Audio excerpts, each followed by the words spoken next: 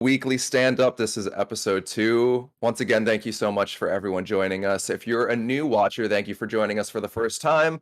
My name is Josh Miller, and I am joined by my co-host, Jessica Gonzalez. Jessica, how you doing today? Great. Kind of tired. Hang in there with me. I know everyone's kind of it's been a week, right? We have a lot to talk about, so I'm excited about that. But yeah, just hanging in there and let's do it. Show 2. Very excited. Show number 2. If anybody would like to watch the first episode, unfortunately you can't because Twitch had some technical glitches, and normally a VOD is like automatically recorded of like the full show afterwards, and it's just lost to the centuries. So our pilot episode will forever be just for the 50 or how many, Mike, how many people tuned in for that first episode? Hello. We had a height of 58 viewers and an average of 38.5.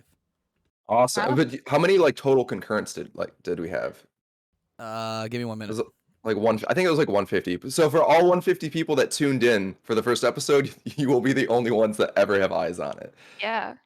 Crazy. Yeah. For everybody who is joining us for the first time, the weekly stand-up is a show talking about the state of the industry, mostly focusing on worker rights and kind of the dark side of the industry, and just shining a light on all of the shady stuff going on.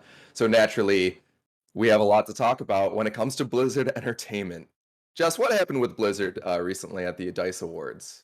Oh, right. So, I didn't attend the Dice Awards, but I did see a lovely video that we will play and react to because I was very excited to see this, and I'm sure most of you that have already seen it were as well.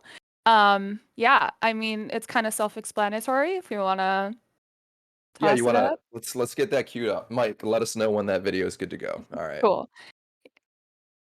Very excited. It's Yeah, definitely it's pretty much what I wanted to see at Jeff Keighley's award show. I think it's what we all wanted, where he right. didn't really call him out by name, but we actually got the call out this time around, and from none other than former colleagues of mine, Jessica Chobot and Greg Miller, formerly of IGN. Greg Miller currently works for Kind of Funny Games, and I do we have it queued up? All right. Yeah, we've never shared media before, so this Yeah. I guess we should have tested that before the show. We're doing it live. We're doing it live. No worries. How are you Oh doing, no. viewers? How is everybody? I know that like it's been a lot. This week's been a lot of doom and gloom, A and lot. Doom it might scrolling all week for me. yeah. Shout out to everybody. I don't know if we have any watchers in Ukraine, but everything going on over there is obviously it touches us all, and our hearts go out to everybody affected by that. Yeah. It's a situation, but we're gonna talk about video games. So And game development. Yeah. and game development, yeah, Also, stuff that we oh, sorry, Josh. oh no, what were you gonna say? I was gonna say we also interviewed devs. If you're a dev and you'd like to be interviewed or you want to talk about, what's going on in your area of game development or what you'd like to see out of game development, please let us know. Join our Discord and we will queue you up to interview you either live or we can pre-record it like our first show. Yeah, we had a great pre-recorded interview with a former QA analyst, Evan, on our first show. Great insight into the behind the scenes of what it's like to be a QA at Raven Software. Or Raven, is it Raven Software or is it Raven Studios? It's Raven Software. Raven Software. Mhm. And now they're over at Santa Monica Studios. So it's a Yeah, small industry at the end of the day. Like everybody kind of knows each other, and we studio it hop is. from place to place. And that's a good thing if you're not an abuser, because we do see, people that, forced arbitration, they're not allowed to talk about anything, so they just go and get jobs at other studios, which is another problem we'd like to highlight on this show and elsewhere. So, it's kind of weird because there's like a whisper network of people that are known to be hard to work with, but we're hoping with more accountability, we'll start seeing, less of those type of instances. Yeah. And today we've got a great interview with Marc. Um, how do you pronounce his last name? Is it Magruder? Every Magruder. time we say names, I'm just gonna leave it to you. I'm not gonna try to say names anymore because I always butcher it. Marc But Magruder. Marc Magruder has been in software development for many years now, and he was previously a Blizzard employee of 4 years. So Yep. super Josh, are you excited to saying interview and talk with him today. Are you saying you refuse to read the new followers at the end of every segment? Is that what you're telling me now? Wait, what? You love reading the follower names, don't you? I'm so bad at it. I'm so bad. All right, I got the video So ready then. bad. Cool. All right, let's get that going. We can't talk about the industry we love so much without also talking about the stories of abuse and harassment employees faced at Activision Blizzard and other companies. But since this is a formal event being broadcast to audiences hate Twitter across videos the so world, much. I'm only going to say F Bobby Kotick.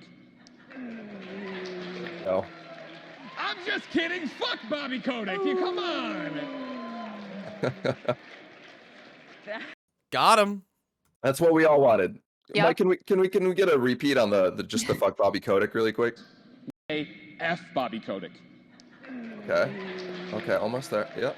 I'm just kidding. Fuck Bobby Kotick. One more Fuck time. Bobby Kotick. Yep. Fuck Bobby Kotick. Thank you. Fuck Bobby All right. Kotick. You come on. I can't wait to have Bobby Kotick on the show. I can't wait. No. I can't wait to have him on. I think that's gonna be a good time.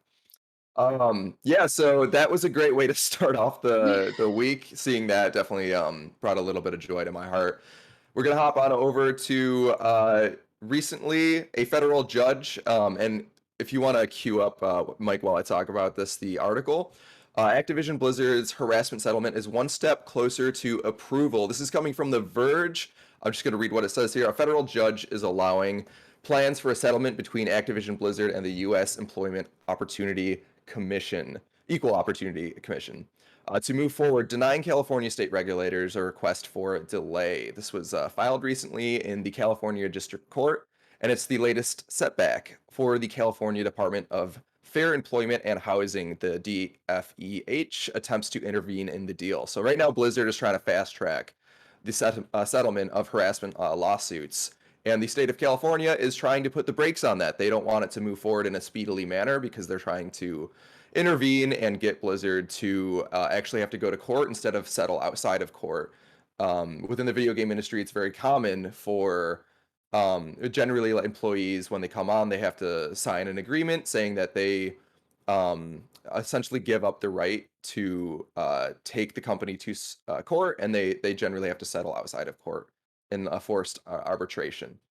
This was common at Riot. This was actually a really big deal at Riot until it kind of blew up, and there was a massive walkouts over there, which eventually led to Riot ending forced arbitration for its employees. And it seems like Blizzard is trying to go through that right now. The state of California is trying to intervene, and Blizzard just wants to fast track these cases. And unfortunately, it looks like Blizzard is winning out on this one. It's unfortunate. Yeah, Jess, I'm sure you saw Yeah. a lot of this. Yeah, so I mean, it's not unheard of for Activision Blizzard to try and quickly settle something without having to go to court. They've been trying to kind of hush everything going on, to begin with since it started. One of our employee demands when we first started the walkouts was the end of mandatory arbitration, and they kind of acknowledged it and said in cases of sexual harassment they would waive it, but it's on a case-by-case basis and it's not in the policy. So I feel like they just kind of said that. And with this, it just seems like they're trying to, keep it hush. And in my opinion, I think it's probably to do with the purchase, from Microsoft, probably. Because, I'm sure Microsoft doesn't want to purchase a company that has all of these, all of this dirty laundry aired out. So it's unfortunate. And, personally, I object to the settlement just because I think the number itself is totally inadequate. I know there are a lot of people, and I don't know that that would be enough. As well as if you were to agree to the settlement, you would be waiving California's right to represent you, and I don't think they should have the right to do that. So I think that they tried to loophole it a little bit, and I'm hoping that the court can see through that, and we can see some objections to that, and hopefully they can kind of make them be accountable, because that's part of, why we're here. We want them to be accountable, and yeah, I just think it would make for a better industry is to just admit, yes, there's a problem. Yes, we're going to fix it. Yep, absolutely. It's very clear that they're trying to sweep everything under the rug and kind of clean out the slate. Prior to the acquisition by Microsoft, I'm sure both parties want that. But, if you're going to do it, and we touched on this on the last episode, but if you're going to do it right, own up to your mistakes, admit that you fucked up and give the people what they deserve. Like when Riot settled, they agreed to pay 100 million Million. Mm-hmm. in a settlement of class action lawsuits, which, I mean, that's life-changing money for the amount of accusers that was Right. distributed to. That is the least that they can do, and Blizzard really needs to step it up. And they also added contractors, which Activision Blizzard tried to argue against adding contractors in the settlement. So that's something I also will be objecting to and pushing to add contractors, I because didn't even know that. That's wild. That's insane. yeah, contractors are probably the most affected by these type of issues, because they obviously want to be full time, and it kind of gets dangled in front of them saying like, do whatever you can for the company, and someone in a position of power can easily abuse, a contractor. I mean, it happened to me, it happened to so many other people I've talked to. So, yeah, I'm just hoping that they do the right thing. We'll see. Especially when contractors make up such a significant part of the workforce. Like Blizzard Mhm. is infamous for hiring more contractors than employees because they just don't want to pay benefits. They Yeah. just like just it's everyone on my team on the broadcast side of the Overwatch League when I worked there, the vet like probably 80% of everyone was a contractor, despite years of promising like, hey, like we Yep. want to bring people on full time, which was really just like a way to keep us on board. Yep. It was dangling the carrot in front of us until eventually, those people got laid off. Yeah. So, Yeah. We called them permanent temps, because like they would, lay us off at the end of the fourth quarter, and then, we'll call you back in January or February. And it's how they get around giving benefits. And then they'll always say, we don't know, a head count, like towards mhm. the end of the fourth quarter. And I don't know if that's legal. Like maybe there's like a case to be had there with like misclassifying contractors. I don't know. They tend to find these loopholes anyway. So we'll see if they I'm hoping they add contractors, because I mean, they have to at this point. Everyone's been treated so horribly in the industry, and it's not just Blizzard, it's across the industry. So, Yeah, yeah, absolutely. And in that regard, Jess, I know you're a lot more involved with this than I am, but an update on the NRLB hearings. This is in regards to the unionization attempts of with the QA department over at Raven. Jess, you yeah. are personally involved in this, so I'd love to hear an update on how that's going. Yeah, I'm mostly involved as a advocate and observer, so I help, and I listen, and it's just been exhausting. I feel for these, Raven software testers who are fighting really hard for better working conditions, who are trying to hold their leadership accountable for the layoffs and, this weird rushed embed model that they announced right after the unionization announcement. It was interesting because Activision Blizzard was mostly trying to argue that QA was not an eligible unit because of the new embedded model, but the embedded model was so rushed and new, they couldn't actually provide, other than like, yes, this is a QA that works on animation. This is a QA, like marketing QA, which didn't even make sense, So it was just a lot of asking those questions. And we got a lot of I don't knows from Activision Blizzard leadership, obviously.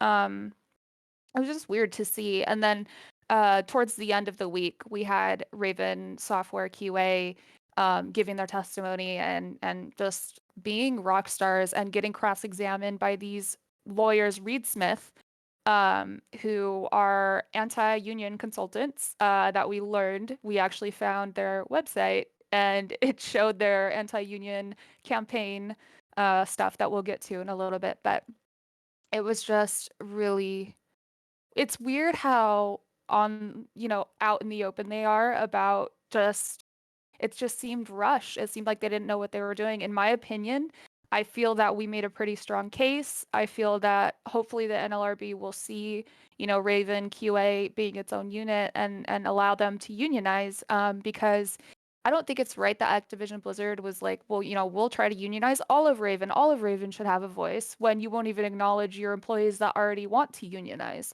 So it definitely felt like they were trying to, sway a vote and bloat the numbers, by saying like, wait, let's let all of Raven unionize, and we'll embed QA into other departments. But it's just really slimy stuff to see on their end, and it's just really disappointing, to try to kind of ignore your employees that are trying to unionize. They're exercising their legal right to form a union, and they're just trying really hard to undermine it. And I mean, you'll see that they received a letter from a U.S. senator. Well, Bobby Kotick did, and I thought it was great that she also CC'd his soon-to-be boss for Microsoft. So I was like, wow, good for you. CC'd Phil. Yeah. No, not Nice. Phil. It was the of Microsoft, not I think he's Xbox, right? Yeah, that's Yeah. correct. So it was like the Microsoft CEO. I forget his name.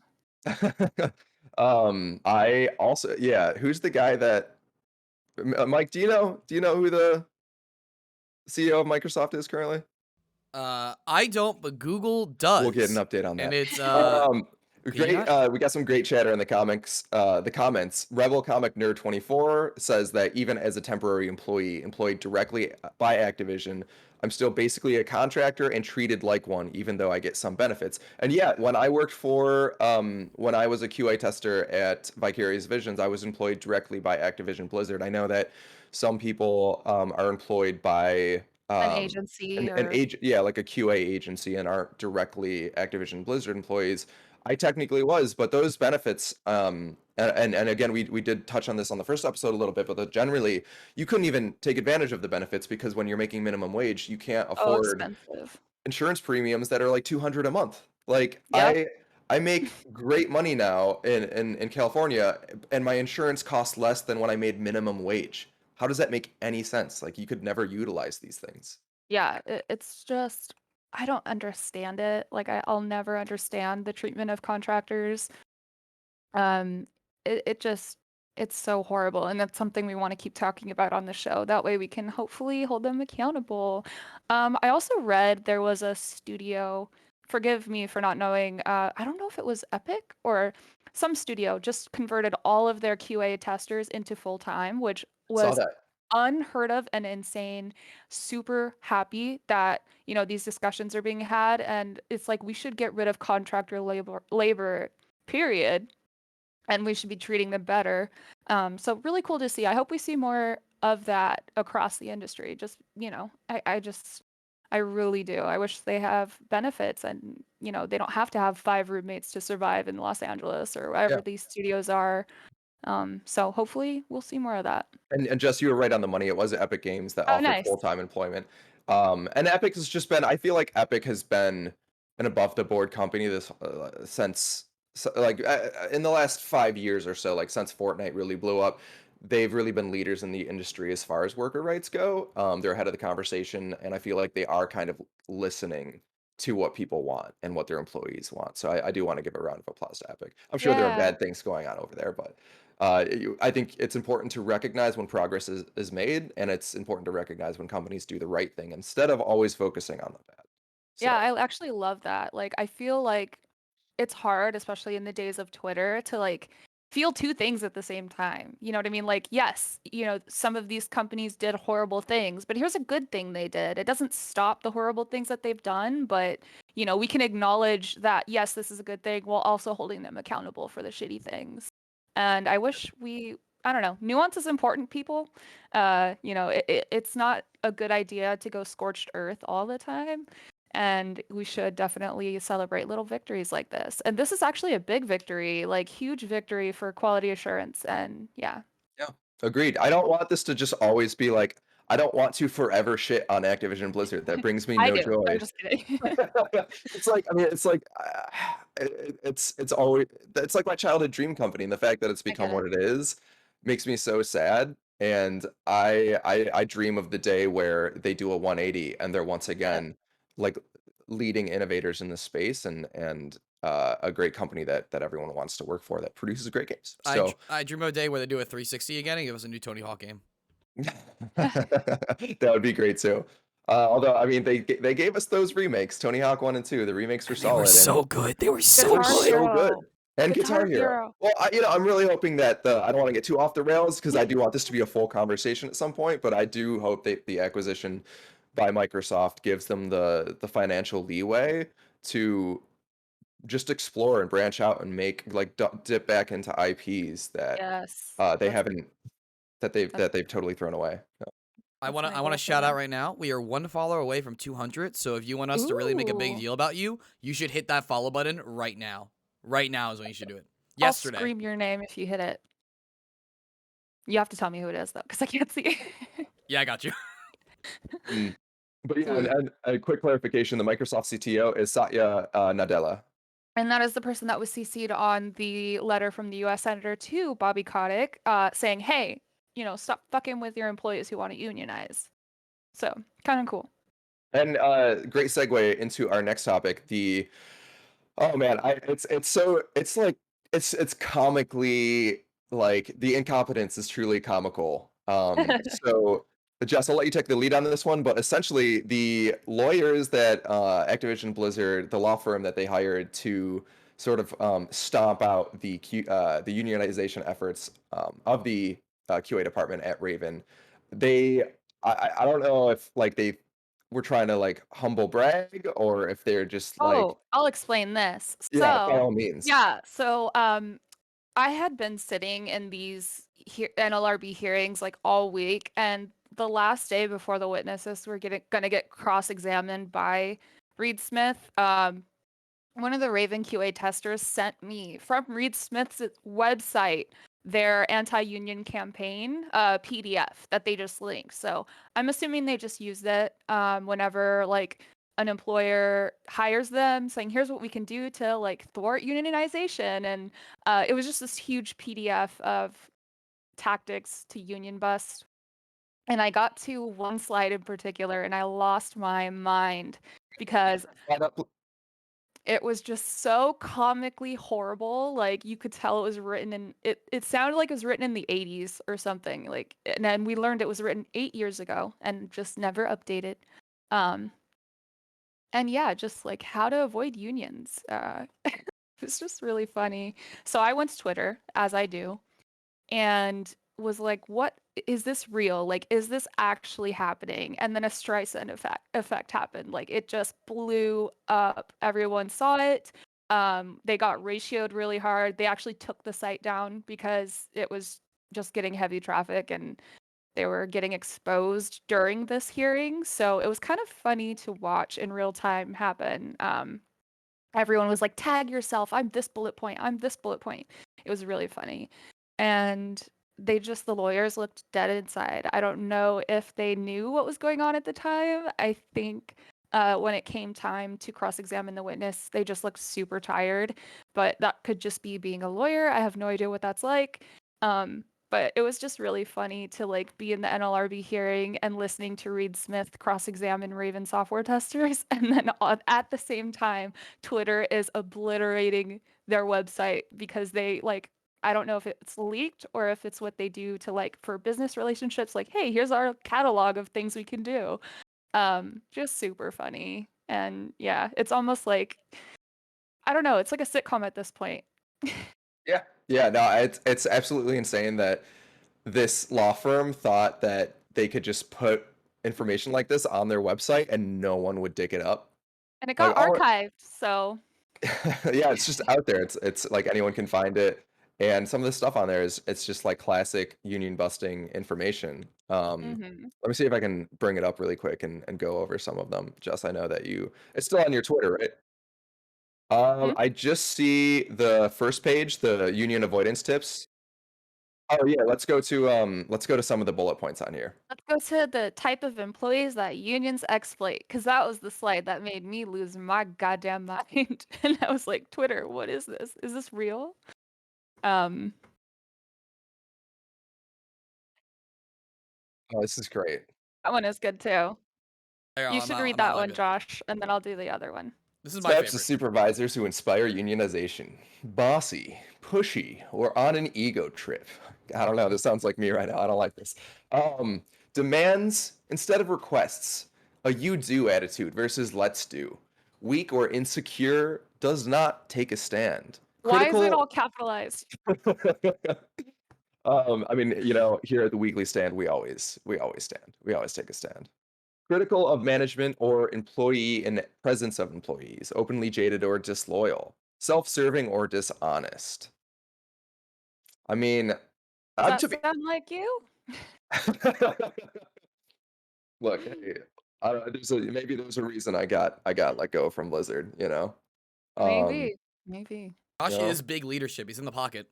I'm part of the C-suite. I'm very I'm not going to continue to on this line. So yeah, let's see. Jess, do you want to go over the types of employees unions exploit? Yeah, and this is the slide that I specifically came to Twitter with because it was just like, tell me you hate your employees without telling me you hate your employees. So the first bullet, lazy and non-productive or inefficient, footloose and fancy free, no major obligations or commitments, financial or otherwise. Rebel, anti-establishment, opposes society, Sounds structure, like an management. Aquarius. Yeah.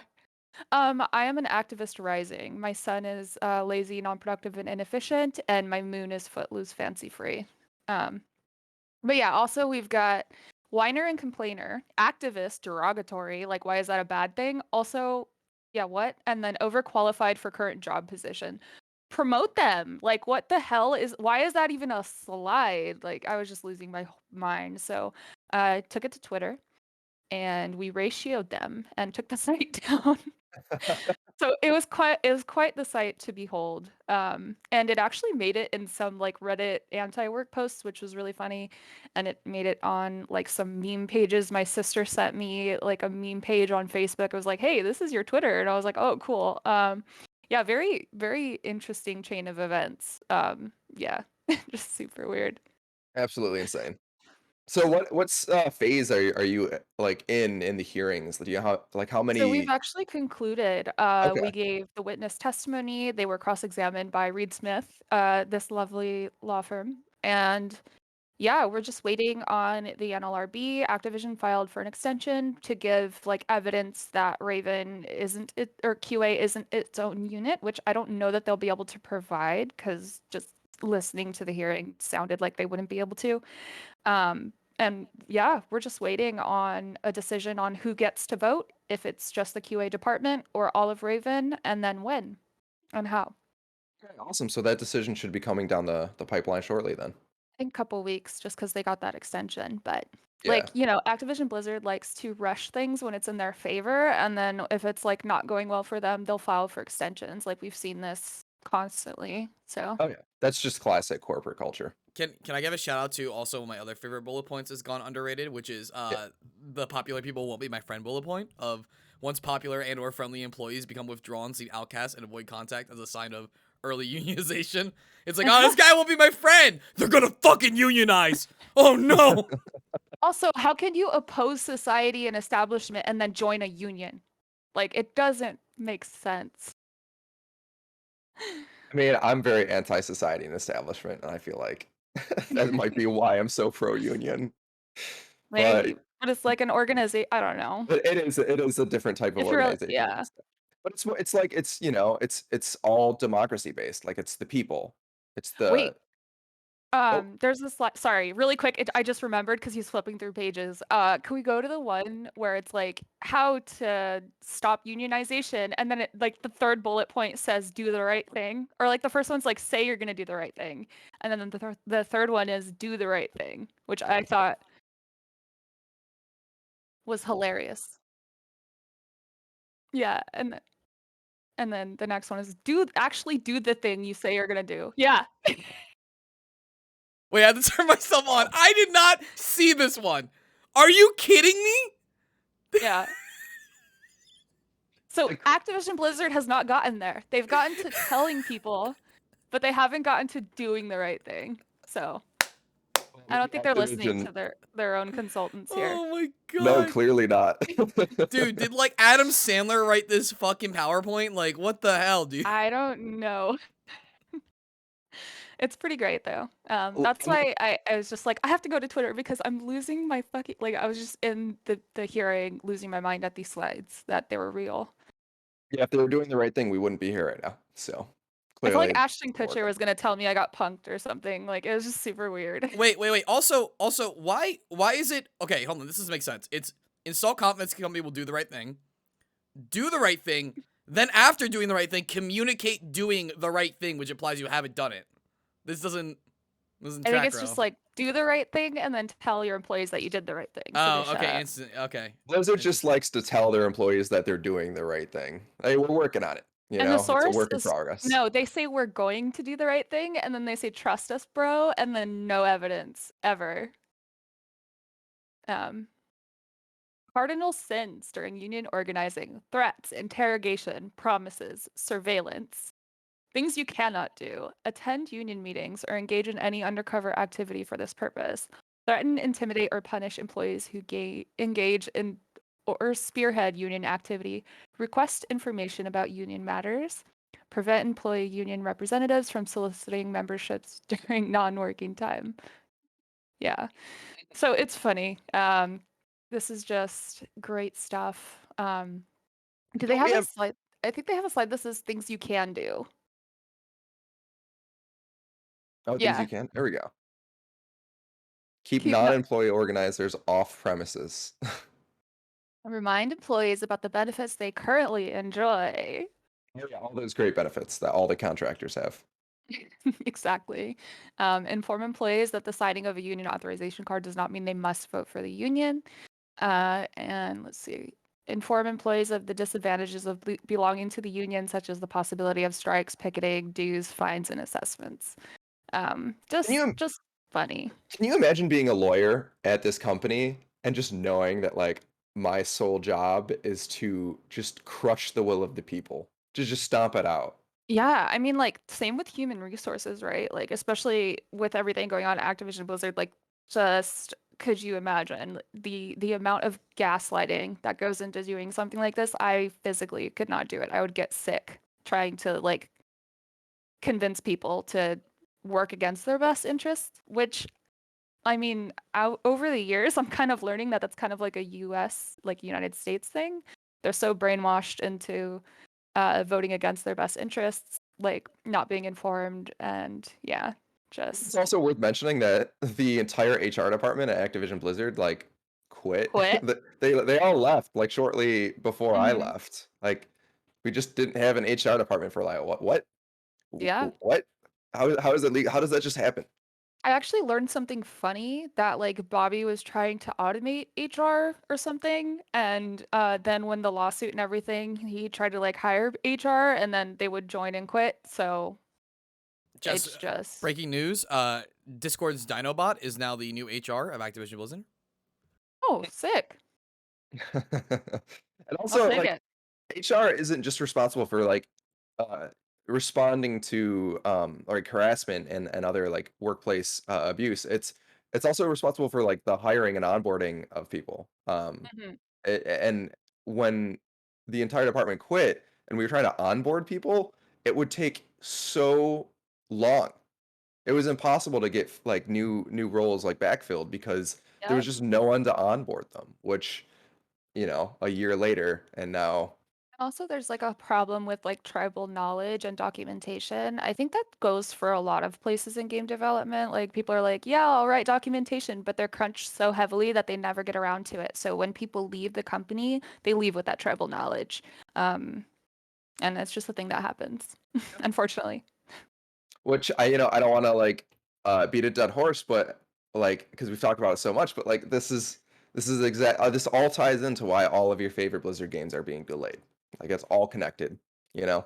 It's all There's connected. a lot of factors, but yeah, it's unfortunate to see. And I think, more and more people are just getting tired and getting burnt out of the industry as a whole. It's just better working conditions. That's why we're here. Yeah, absolutely. And speaking of better working conditions and people who have left with their tribal knowledge and all these things, I think we're gonna hop into our interview with another former Blizzard employee, Mark. So I think we've got him in the waiting room. We're gonna go to a quick 2-minute break, and then we're gonna bring him in. So stay tuned, and oh, you know Who's what? our 200th? Who's our 200th? Oh yeah, just No, guys to no scream. 200. Yeah, no 200. We haven't hit it. Cowards. We haven't they're hit it all yet. they're Okay, all all afraid right. to wear the crown. All right, new followers: Buckle Industries, Vector, Shintendo, Ace Burrito, and Greggles 510. Thank you so much for following us. Thank you so much, Greggles. Thank you. Thank you Oh so my god. You get ASMR Josh. For the 201th follower, I will ASMR your name. So you've got that to look forward to. And then you immediately lose like 5 followers as a result. So it's 1 step forward, 5 steps back. But that's It'll just be the way good. I roll. But yeah, so we're gonna hop back into the waiting room, and we'll be back soon. So take this opportunity, go get a coffee, go get a snack, use the bathroom if you have to, because we'll be back in a few. Sweet fuck Bobby Kotick. And fuck Bobby Kotick.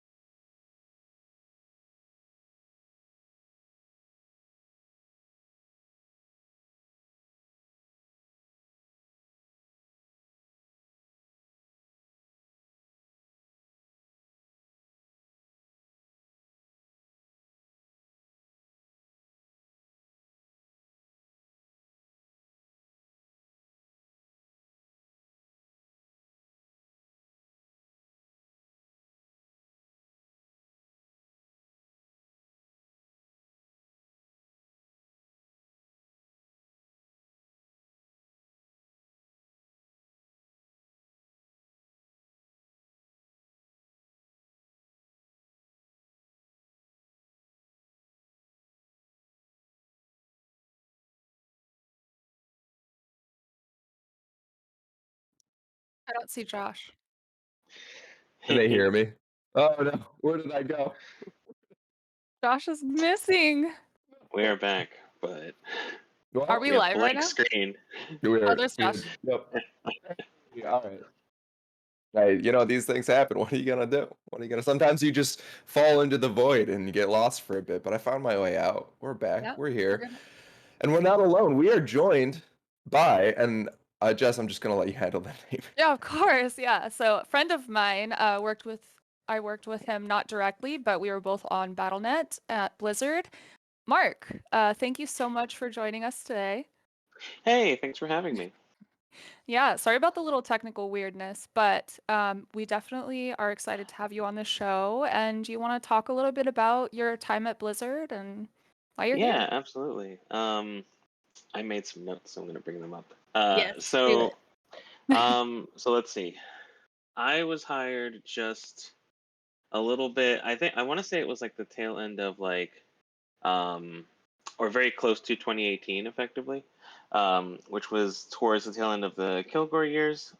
So I saw a lot of stuff as far as partying and drinking in private events and things like that. And I came in as a QA engineer, and then there's a lot of stuff that happened as part of that. But so I guess let's start from the beginning, and then I'll progress there. So I came in as a QA engineer, but they called us technical test analyst. I only found out about this later that they used that title specifically to avoid having senior engineer as part of the title, Mm. because Blizzard has some policies around what was it? The engineering council decides who gets to be a senior engineer. I am not making this term up. That is a factually Sounds 100% term that wild. they used at Blizzard. Yeah, I know. I was like, why does it sound like they're just hanging around in like robes and candles and shit chanting? But They anyway, decide your fate. yeah, exactly. So around like a year after they wanted to add engineer back in the title because that's what we are. And so there was a lot of I guess you could call it workplace trauma kind of thing with that because we effectively had to re-interview for our own jobs. Oh, So I personally had to talk to one of my technical group managers in the department I was working with, and then one that I hadn't really talked to that much. So it was a fairly okay conversation. But at the end of that, a lot of people got what I would call soft demoted. They made the claim that moving into a parallel engineering position was at a different range, and so they, for example, were like, so a senior technical test analyst is about like a mid-tier engineer, and I was like, that doesn't make any sense. But so a bunch of people got soft demoted after their interview. I know of at least one person who got put onto what is effectively academic probation. They wow. had a year to improve their technical chops, or they would no longer be considered a engineer. Like their entire engineering would just drop off and they become a test analyst. So Wow. it was just a very strange limbo that some people were in, and it was just like a weird way to even do things at all. Yeah. But Um, before they announced the reorganization or title structuring, did they offer yeah. any kind of training or learning in No, not in the least. wow. They basically were like, we're going to base decision based on your re-interviews and current achievement set, right? Hmm. So what was awkward about that for me, and I want to sort of talk about directly my thing. There was a lot of awkwardness for a lot of people, but for my thing in particular, it was tough because I came in at a point where there were three people with my title. Hmm. So it was kind of like we were trying to figure out the entire program and what should happen. So a lot of my time was focused on that part of the aspect, whereas I didn't do a lot of programming part. So it was really tough to then be like, oh, I'm helping to lead these team of three associate engineers essentially, and trying to get their chops up because I don't want them to be soft demoted or put on academic probation. And then it turned into I didn't have a lot to show because so much of my time was focused on that as opposed to doing actual senior level coding is what they sort of put in there. So then I also got soft demoted, but I know there's a bunch of people who also had that sort of same thing happen. There wasn't like a training or like a technical test kind of thing. They were just like, show us what you've been doing, and these like high level engineers will determine whether or not you get to Wow. have a senior role. So yeah, And it was really weird. they didn't take into consideration that you were helping essentially train these two other people and make sure that they were like that. That's not even factored No, into this. no, that wasn't a factor at all. Oh. It was in fact really weird. It was weird because we were a centralized team in that sense of like it was me and three other people, and then they broke us up into different teams, and then they were like, okay, now show us what you were doing with those teams, and I was like, that happened like 3 months ago. I don't have a whole hell of a lot. Here's like my handful of like commits and stuff that I did in GitHub, and then like that's Yeah. and so that kind of thing's like really harsh. So that was kind of so that's around the time like just before all of the title stuff was happening. This is around the time when the 2019 layoffs, also called like the 800, Yeah. happened. And it was really weird that like I had a bunch of friends who were laid off, who I got to know in the web and mobile, which merged with BattleNet at some point, but I might use those terms interchangeably. Uh, who I got to know as part of my department, and then like they were just gone. It was, Yeah. and the really weird part was that there was very few forewarning. No one knew who it was. You basically like got in that morning, and they were like, "Okay, we need to talk to everyone." And then at that point, people were already separated. And then they didn't tell you who it was that got let go. You had to figure it out by looking at who was still at their desk and searching in people search and just being like, "Oh, shit, person X got laid off." Actually, one of my friends, Daryl, who started the same day that I did. We were in the same like what is that called? Orientation class, basically. Um, he got let go. Fortunately, now he is a producer, and he's like switched roles entirely, so he's doing really well in his career. But at that point, oh yeah, and like another friend Ari that I had like, anyway, there are a lot of people, but the one thing that was nice is that and I don't want to just like shit on Blizzard, even though that's really easy to do. One of the small things that they did well was that they actually had decent severance packages. They actually like allowed the benefits to continue on, I think, for 2 months before Mm. it like got switched over to Cobra, which is verifiably terrible. Yep. But and then as far as I understood it, some people got like phone calls from recruiters like almost immediately after. So I think there was also some people who like were looking out for their employees and like trying to help them transition out into new jobs. So there were definitely a bunch of people who were on the ground working to those employees' benefits, but like obviously they were still let go, right? It's Right. not like it was like a this is the base level that you could do for someone that you are immediately kicking out the door. Security will take your badge. You can get your stuff next week. Yeah, that is so humiliating, by the way. I've gotten laid off by Blizzard before, and I got walked out of the Heroes of the Storm, like where that building was, and the Yeah, guy like walked with me to make sure that I gave him my badge and didn't try to run back into the building. Like they're like, yeah, yeah, we just assume people will try to run back in. Like, why? My dignity's already shattered. I've been crying. My face is puffy. Like, why would I want to run back in, you know?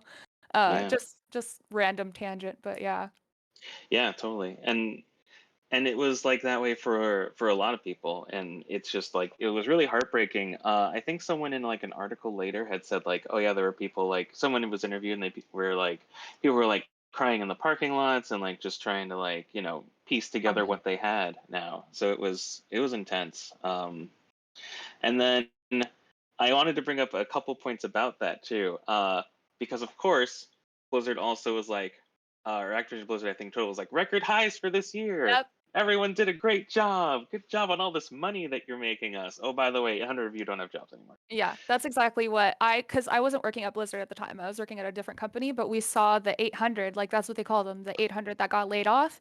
And then Hmm. that quarter when they released their earnings, it was like massive profits, like high earnings, and we're just like, how is this like possible? And I don't know. Yeah. That's And then same thing with Versailles when they closed Versailles. Mm-hmm. That was a historical branch. So just Yeah. I think the only plus side of that is like, and I don't recall actually, so I shouldn't say things, but like Versailles has like a bunch of like workers' protections specifically because of how their government does things. yeah, We don't have that, but at least they had something, right? yeah, I'm yeah. sure that And part probably of played me, into. part of me wonders if that's why they closed Versailles. Yep. Right, I You believe know? it. right, Absolutely. Yeah. That for in sure. tandem with like the amount of vacation time that like they're entitled to over there. Right, They probably saw them more as a liability than an asset at that point. And they're like, oh, we can treat our employees worse if we keep them in America. So we're right, just going to close all of our abroad Yeah, European offices where they actually treat their employees humanely. right. If you don't talk to anyone who's treated humanely, you won't get ideas like you should be treated humanely. right. Um, but anyway, Um, oh, and another big thing around the same time, even though they had like record high, etc., was that they had removed the cost of living increases from contracts entirely. So as before, there was like a whole like thing with HR where you basically had two separate wage increases as opposed or during every like end of year cycle. One of them was a cost of living increase, which was like something like, it was like a static thing, everybody got it. And then you had like performance increase, and that can vary between like, I think it's like 1 to 5% per year. They said, oh, we're just going to get rid of that cost of living one and just combine it with your performance one. And so what ended up happening was a bunch of people just didn't get any increases whatsoever. And this was revealed, and some of you who have been following this since 2019 might know. This was revealed as part of a spreadsheet that got made from a bunch of people contributing their salary, what their rating was, and what they got as increases for their salary. And a lot of people, even though they were doing fairly well, got like 1% in a Yep. time when cost of living went up by like 5% I or was something one of like those that. people. I remember Yeah. we actually spun up a Blizzard compensation Slack channel so that we could all Yep. start discussing our salaries. And we had this huge sheet. Everyone was putting their title, their increases. I got a 1% increase. And then when we started, they gave me like 3.7. And I was like, thanks. Yeah. Yeah. And then funny And enough, Mark, then that really quick, sorry. Funny enough yeah, that no, you go ahead. mentioned the COL increase. When the lawsuit happened and people were organizing and like, employees started talking to each other more, Hmm. they brought those back. People were getting them again, and it was only given to Of course. engineers. Oh, of course, right. So that was actually, I think that's a carryover from like the Kilgore days where like engineers are the top employees. They're the ones that we need to like romanticize the most so that we keep them, right? Um, but so there's a lot of that still, I think, culturally. Uh, Yeah. and there's a lot of reasons. There's some nuance there, like how engineering is still one of the top careers to get into just because the demand is so high. And so I can imagine that they want to keep as many people as they can, but the more people that are noticing a lot of these things, especially outside of engineering, are just like, hey, this is not okay. And I'm going to talk about that a little bit because around this time, people were like, hey, this isn't okay, and started like leaving. Like it was small at first. Around the time where the compensation channel came in, there were like a couple people who were leaving just because it was like this isn't sustainable for me or my family. This isn't something that I want to be a part of, et cetera, et cetera. So everyone had like reasons, but slowly but surely it started getting faster. There are more people leaving. It got to the point where someone was leaving like maybe every week. We got an email that was like, "Hey, this is my last day at Blizzard," and et cetera.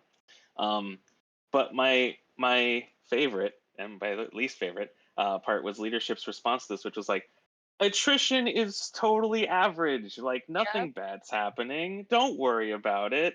But also, even though we're losing all these people, we will not increase your wages, but we will increase your responsibilities. Thank you very much. Continue making us money. Yeah, It exactly. it was, and the thing is that it's so tone deaf for them to like take HR and stand up in front of a room where everyone's like, "Hey, it looks like attrition's bad. Can you talk about that?" And every time, no matter how many people have left, they're like, "Attrition's fine. It's totally okay. Don't worry about it." Um, And that Yeah. was just it was such a like cognitive dissonance entirely. Definitely remember those meetings. Mm-hmm. Mm-hmm. And then like as part of that, because as part of like how that sort of affected me was because of a whole bunch of restructuring, a whole bunch of like budgetary like changes. I during my 4 years had 4 different managers. I had to sit in 3 different desk locations across different teams in 3 different buildings.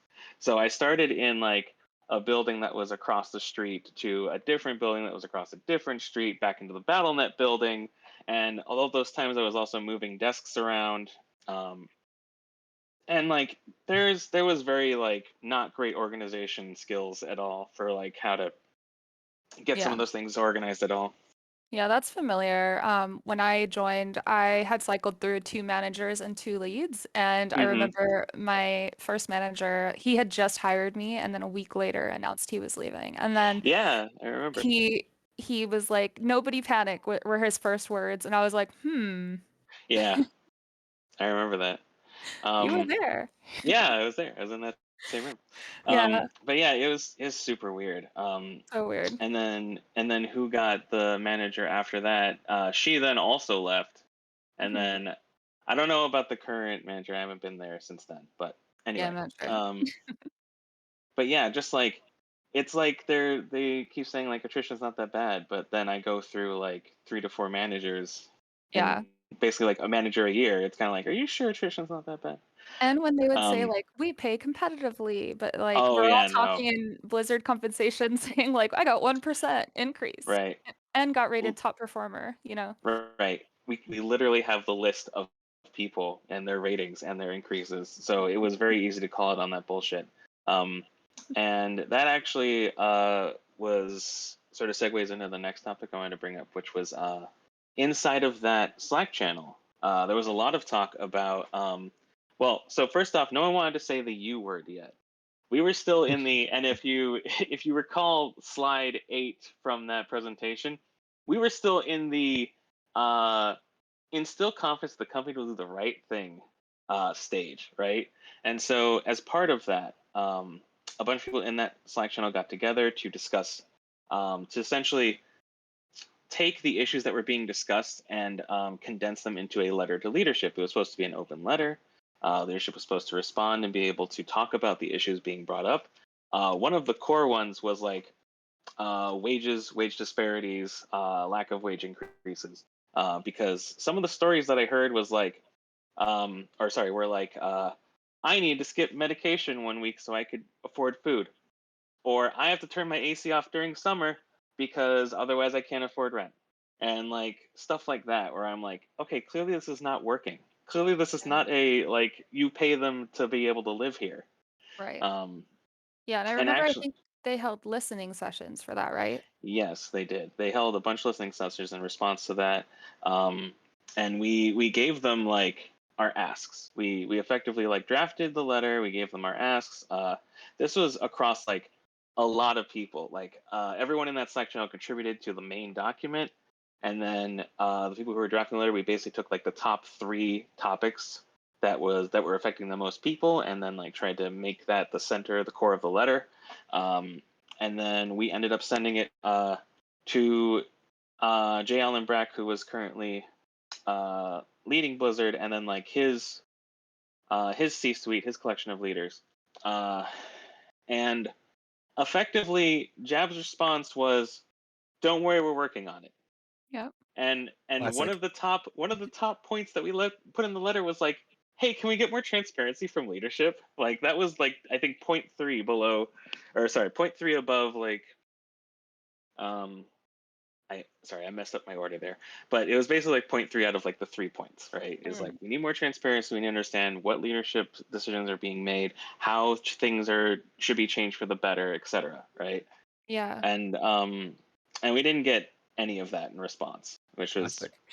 And wasn't right. this after the Blitzchung thing where they also kind of kept us in the dark Yes. Yes, about? yes. Okay. That was I think the compensation channel was like I want to say a month after the Blitzchung thing, or like a couple months after that. So there was already like some, I guess we could call them dissenters as far as like how Blizzard culture was going, um, and that also contributed to the attrition that was occurring there. And so after seeing basically like Jabba's not responding to us, he's not like giving us the time of day basically for this letter. He's not even like engaging with us really. He's just kind of like, yeah, that's totally a problem. I can see how that's an issue. We will be discussing that soon and be able to like give a solution soon. But soon, the joke around Blizzard is that soon means soon TM, which means like anywhere between now and the heat death of the universe. So it's like there's nothing soon about soon when a Blizzard leader says that word. That's so true. Yeah, It and it was almost feels like they want you to forget. right. They're like, if we put this off long enough, will you just go away? Yeah, Um, and then and but attrition's not an issue though. right, exactly. Wages aren't an issue. Attrition's not an issue. Don't worry about it. Mark, you were at Blizzard for 4 years, right? Total? Yep, that's 4 right. year. Would you say, and those were the years of 20, would that be 2015 or 2016 through? It was around 2017 to 2021. Okay, gotcha. Would you say that like company morale and attrition slowly got worse from Oh yeah, for the sure. onset? Yeah. I think that it was, how do I want to put this? When I started, they toted around like, oh yeah, tenure at Blizzard is like really close to like 5 years, and it's like, oh yeah, people stay here, people want to work here, et cetera, et cetera. And that was part of like my like when I interviewed, asking questions of my interviewers. That's a lot of the stuff that they touted around.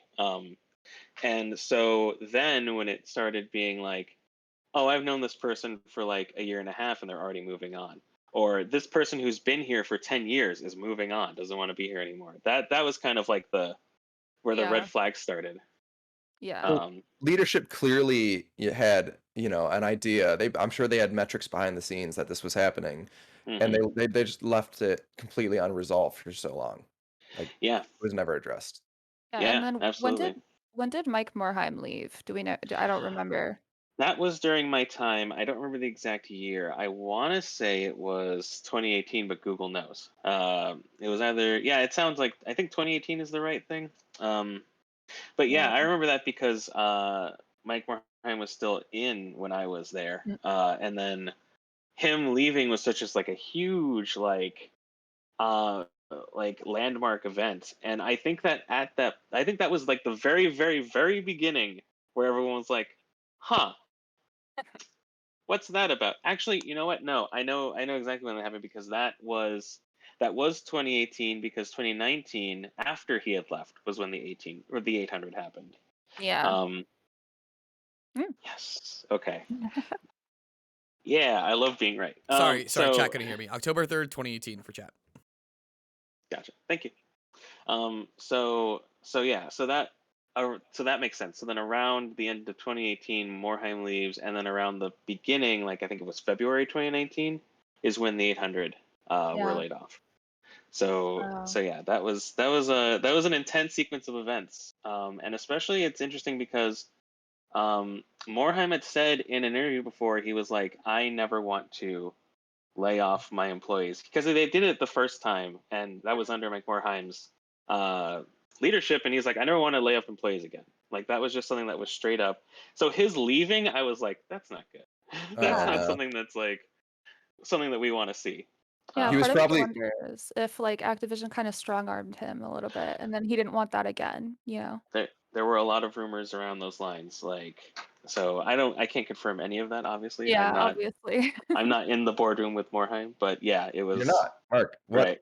I thought this one you were. I thought that was on your Oh, we CV. thought we were getting the golden interview. Oh yeah, sorry, Yeah. whoops.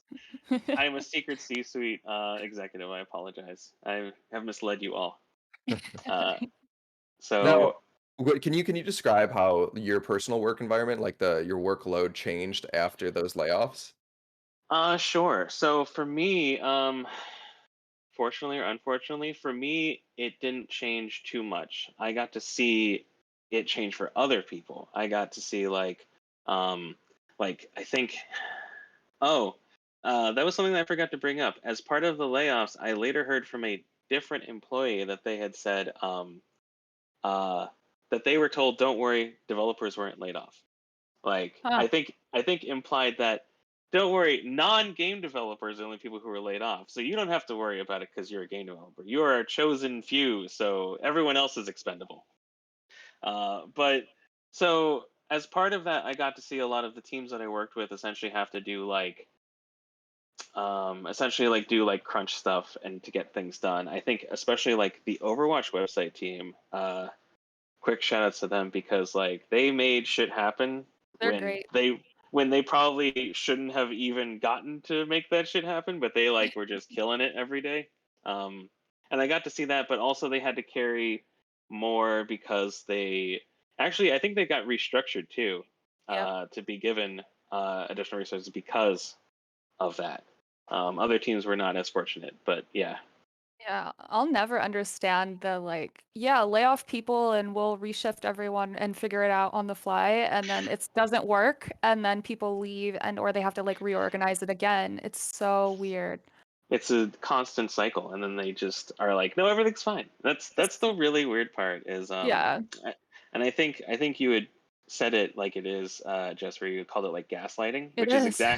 exactly what it is. It's like there's not a problem. Where you think there's a problem? That's crazy that you think it's a problem. Yeah, and like I straight up called it gaslighting because the DFEH was reaching out to employees for 2 years, like their whole investigation. They were talking to women at the company. Yep. And then it went public. And then Francis, who had just joined 3 months prior, wrote an email to everybody saying, you know, when I joined Blizzard, I knew it was going to be a great company and this doesn't happen here. And if it does happen, it's old and out of context. And I was like, we're still here. Like, we Right. gave our testimony and you're telling us it doesn't happen. So, like, Right. I don't understand.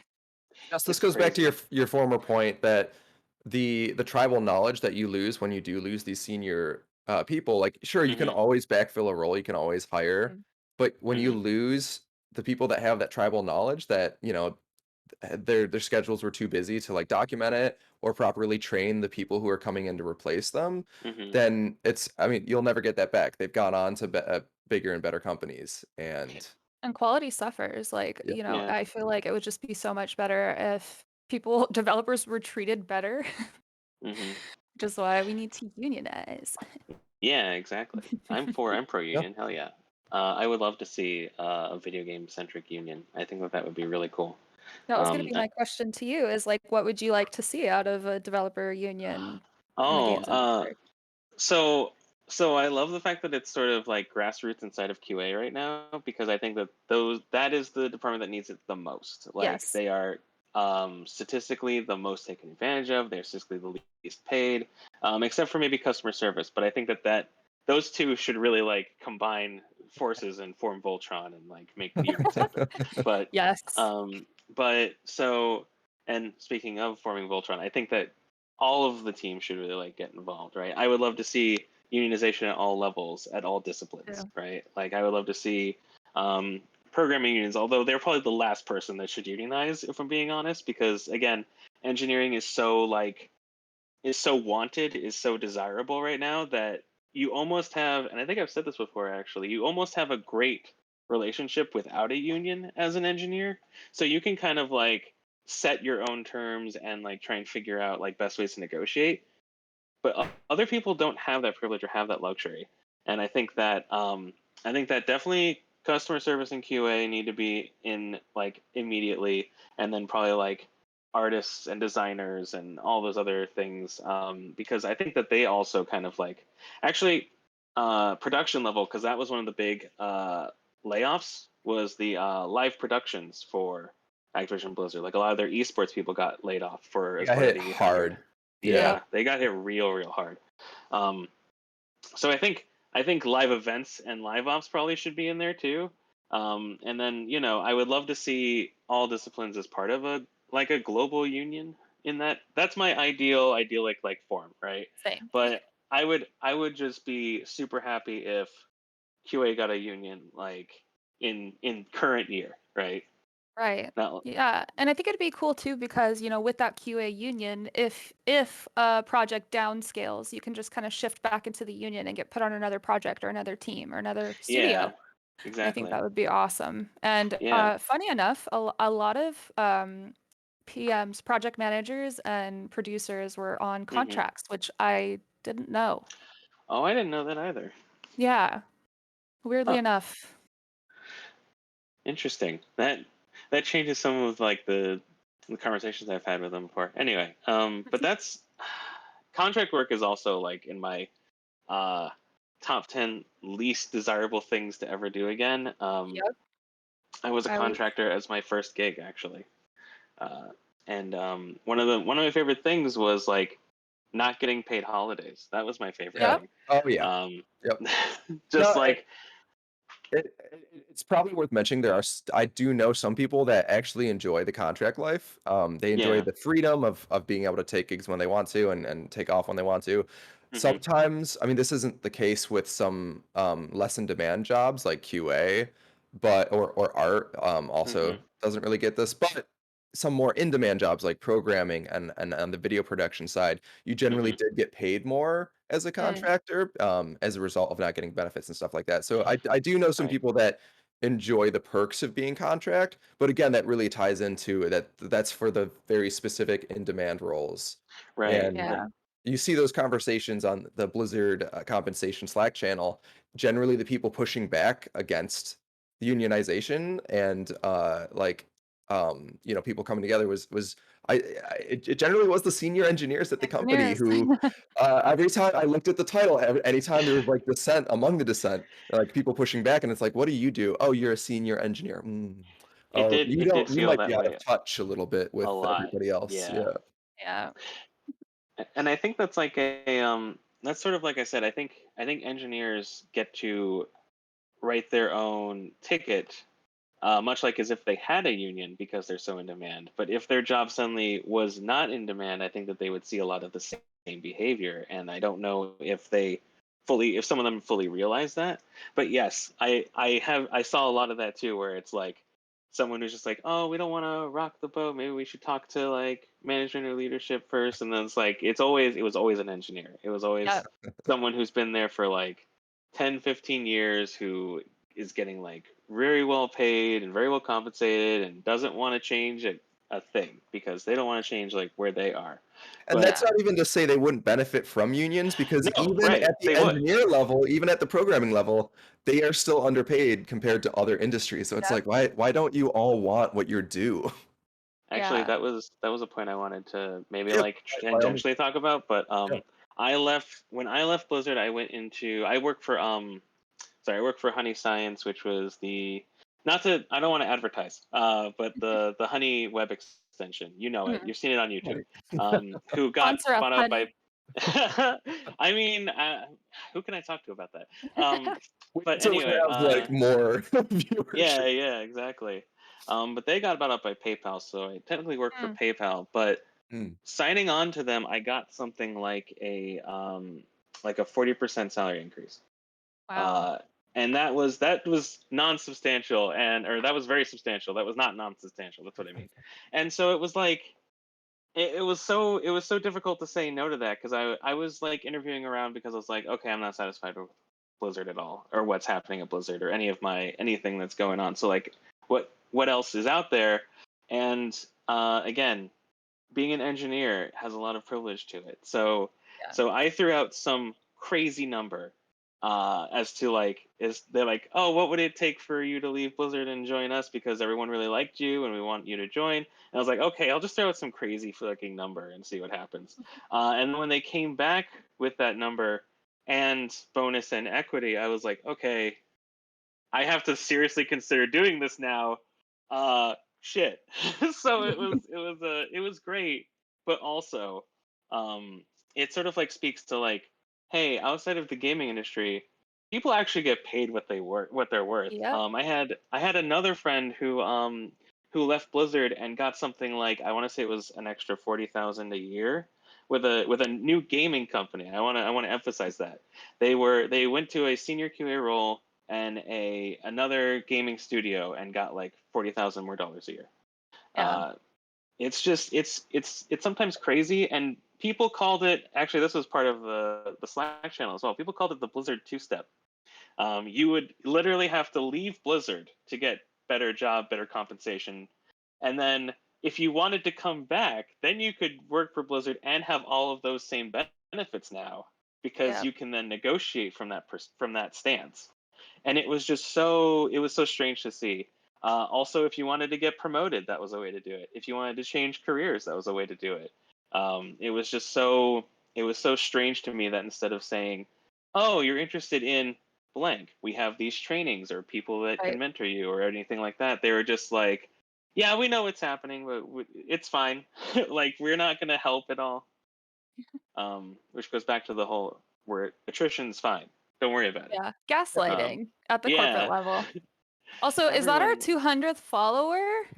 I is was it? just Who about is to that? say, we actually have a tie. It's like a tie, but Twitch has decided who the winner is based on events. So the winner of Jess's Scream is, I'm going to give you that one real quick because you can't see it, Jess. Hold on. 1 second. It's going to be in the doc. Stalling for time because I can't find the tab for the doc. Before we Very shout out, professional. before we shout out the 200th follower, there was someone who followed us when we were offline, and I want to give that person a shout out, give them their due. It was Joey. Oh my God, I lost it. I should have written You it got down. it. You No, got it. Joey the Saint. Shout out to Joey the Saint. Thank you for following us. Every one of you is worthy of Jessica shouting, but only So one of you get it. our 200th follower. Oh, Yeah, that's oh 200 yeah, and follower. you gotta I'm do getting it. Josh's ASMR one set up as well. Gotcha. So Dire Texan 96. Thank you so much for the Let's follow. go. Dire Texan 96. Thank you Thank so you. much. Thank you for being the 96th Dire Texan, and thank you for being our 200th follower. Now for our 201th follower, I'm gonna give you a little ASMR display. I wanna Oh God. I wanna I wanna thank Dial Wizard for our 201th follower. Thank you so much. Oh yeah, yeah. Oh, it doesn't sound good. Dial up Wizard. Thank you. Thank you so much. Thank you. And thank you to everyone who tuned in today and are still viewing. I hope you're having a good time. Stay tuned because after we wrap up this interview, we will be doing a Q&A. And Mark, would you like to join for that? Yeah, sure. That sounds great. You're more than welcome to. Get those questions in, people. Yeah, If you want yeah, to ask start- anything, ask about my cool shirt or I'll cry.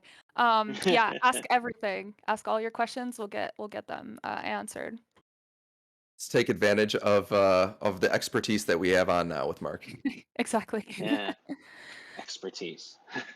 Right. I actually met Mark. I think we had like Smash Bros on Thursdays after Yeah. work. Yeah. Yeah, it was fun. I miss that crew. It was a good crew. Good crew. Can we made touch our on own. that?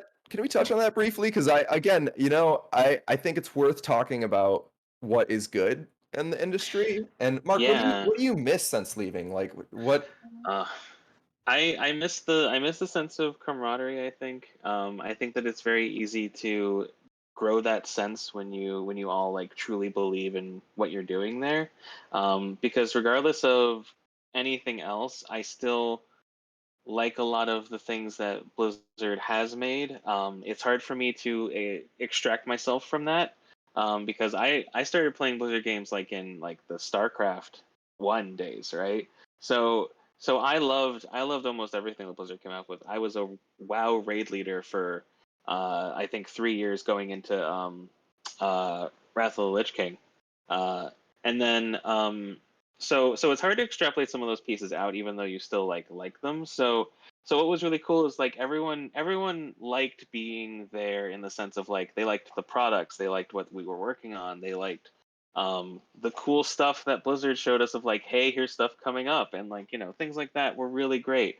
Um, it's a shame that despite all of those things, oh yeah, and like the base understanding people had, like it's hard now working in a fintech company to go up to people and be like, hey, you like video games? I like video games. Actually, I had one person in my office ask me, yo, are you gonna play Elden Ring this weekend? And I'm like, yeah, I am.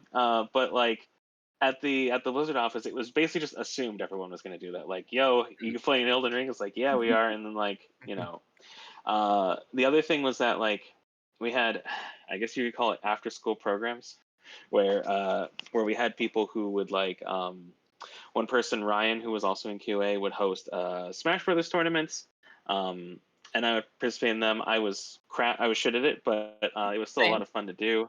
But like small events like that where it was just very easy to make friends and like talk to people were really cool. I did an improv class while I was there when they still offered like after school program classes that were just for funsies. They also had like a figure drawing thing that actually ended like a year after I started, which was like it was one of those things where you saw like the cut of like in extrinsic benefits besides just like compensation. But yeah, like there's a lot of stuff like that I miss. And again, that's like you said, it wasn't all bad. Like it's a shame that I don't want to put this. So many All like they a few bad eggs ruin the entire right stew. Right, bad apples ruin the bunch. Right, Yep. it's literally how it goes, and I think that I wish that didn't happen. I recognize that it did. I recognize that it's terrible, and people should be like Jess was saying earlier, like people should be compensated well for that trauma. But I wish that ultimately I wish it hadn't happened, I guess is really what it boils down to. But because it did, there should be justice for that. Yeah, absolutely. And justice starts with accountability. You need to admit you did something wrong. Never do. They just I will not understand this like just There is no like war. There's no more bossing say. That's right. I just don't like. Why can't you just be transparent? Just like talk to your people. I don't know. I don't know. I blame Bobby. Yeah, I would like to also voice is like not only do they get to just like lie, but then like when they are proven to have lied, the damage payout is just for the action and not the additional stress and other things involved with the lying, It's just the actual actions that get taken accountability. It's not the fact that like they doubled, tripled, quadrupled down on top of it. Right. And the people who lied stay in power. And it's like, they got us. Well, we'll pay what we have to. Threatened to kill an employee and is still there. So that's just out there. I mean, we also had a president in power for 4 years who said he could get away with shooting someone in the middle of like Manhattan. So it's there's like, a lot of stuff for that. Yeah, it's I have opinions, but anyway, but yeah. So that's to answer your question. Yeah, that's probably one of the core things that I miss. Yeah, I think that's something special within the video game industry is just the sense of like you will never find a better bunch on the broadcast team. Even though like none of us work at Blizzard anymore, we have like 2 people, part of my former team who still work there. But even though we have all gone our separate ways, we still do a weekly happy hour, a virtual happy hour every Wednesday. We still like are all part of the same Discord community. We still like hang out and in real life we have like a lot of us go to the same tennis group and like do outdoor activities together or play video games together. Like there's not a week that goes by where we aren't in constant communication, and that sense of camaraderie is super super special. Like I think I don't think you can mention all of the bad stuff at Blizzard without mentioning how like everyone who's like all the people who are in the trenches together they're just like the best of the best. They really are. The people are the best part about it. And at one point I was just like, I want to stop trauma bonding with my peers. Like I just want to have fun again, Oh my god, what a good way of putting that.